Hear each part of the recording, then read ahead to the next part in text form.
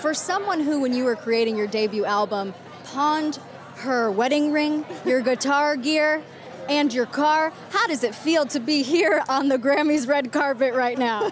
It's very surreal. I owe a lot to my husband for selling our car and having the faith in me to get rid of everything to make my debut album. I didn't think we'd make it this far, that's for sure.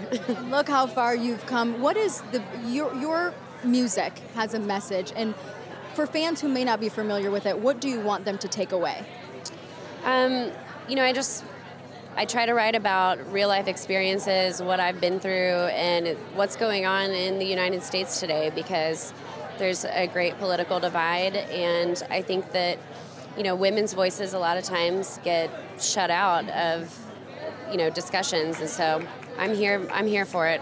And that is why you wrote a fabulous song called Pay Gap, which I love too. Yeah. And tonight is all about the ladies, hosted by Alicia Keys. Most nominations for women across the board than any other Grammys. And knowing all that you sacrificed to get to this point, does that make this moment even more magical? It really does. I think, you know, women always have to work twice as hard to get the recognition of men, the same recognition that men get. And I think it's great that the Grammys this year really, you know, made a step in the right direction and recognized more female artists.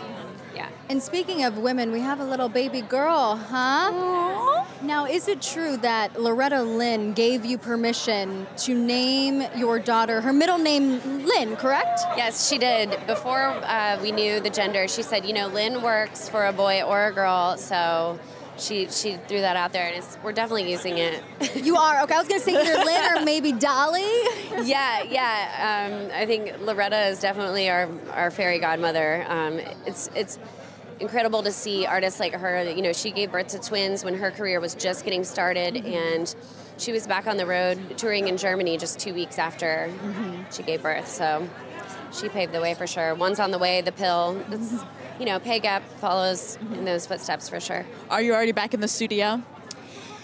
Yeah, I've been back in the studio. I've been working on a live album as well, and I'm going to be producing several albums this year, which I think is something that we need to, you know, work more on. There's only 98% female producers and engineers in the music industry, and, you know, following in the lead of the film industry, we really need to even the playing field and give women those chances. And you're on Sheryl Crow's upcoming final album, correct? How does that feel you're going down in country music history with that one too? Man, her next album is going to be amazing. She has so many special guests on it. Sheryl texted me this morning, and you know, that made my day. I don't know if it gets any better than that. Casual. Yeah, casual. Congratulations on everything, Margo. So great to see you. Congratulations.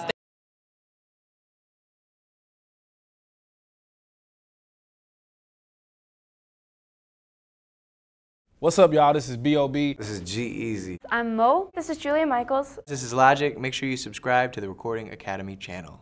Flex.